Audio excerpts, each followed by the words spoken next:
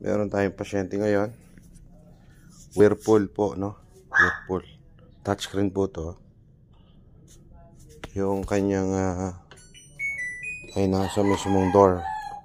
Yung kanyang control board. So, ang problema niya, yan. Nag-ED2. Wala ka pa man ginagawa. Power on. Yan.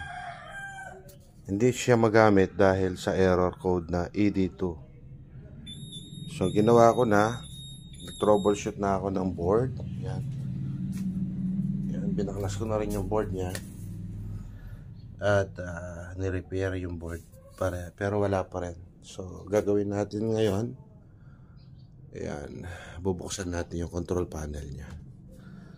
Tingnan natin baka nandito yung mismong problema.